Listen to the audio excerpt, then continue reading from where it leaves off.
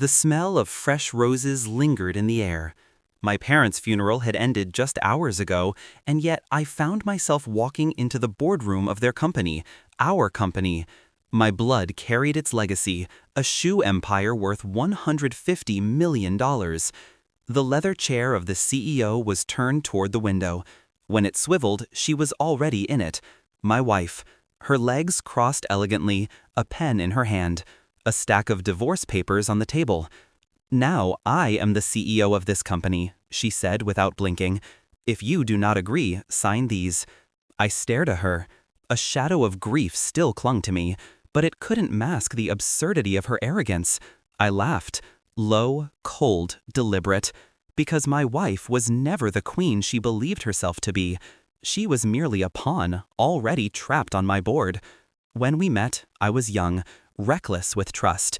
She was magnetic, sharp smiles, sharper words. She claimed to believe in me, in us. We built a marriage on whispered promises and ambitious plans. She stood beside me when my parents began grooming me for succession, or so I thought. Looking back, I see the cracks, the way she spoke more to the accountants than to me. How she slid too easily into my family's inner circle. Her charm was strategy, and I, blinded by love, let her play. I didn't stumble on the betrayal, I dissected it. Grief made me sharp, not weak. I noticed how she knew the board's decision before I did, how she had keys to offices she shouldn't. One night, I found an email on her laptop, addressed to our legal advisor. She'd been preparing this coup for months, aligning signatures, whispering poison into directors' ears. She wanted the crown without the bloodline. That night, something inside me fractured. The husband she married died quietly, and someone else stood in his place, colder, patient, calculated. I did not confront her. Confrontation is a gift to the guilty. Instead, I smiled more, kissed her longer, spoke softer, all while building my counterstrike. I hired private investigators.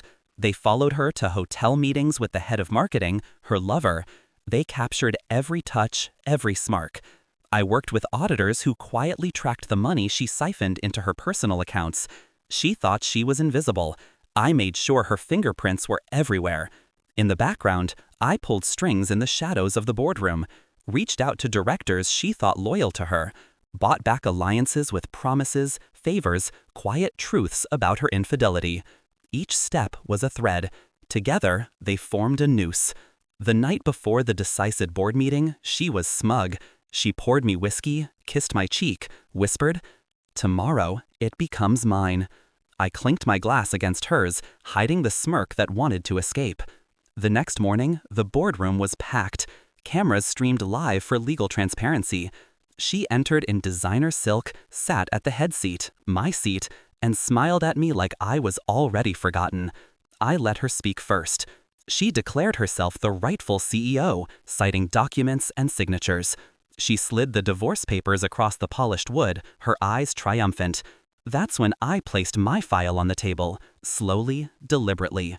Inside, photographs of her in the arms of another man, bank statements proving embezzlement, emails plotting her takeover.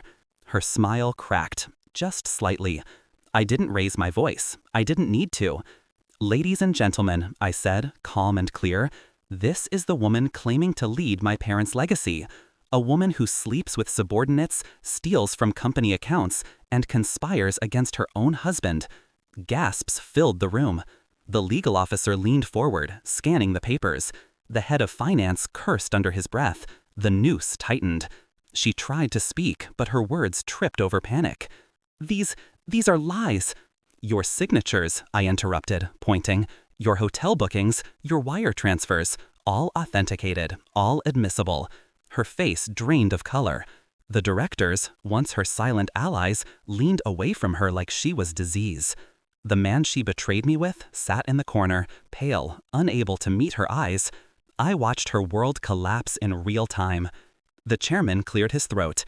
"Effective immediately, she is removed from all company matters. Fraud charges will be filed." Her eyes locked on mine then, not with love, not even with hate, with fear.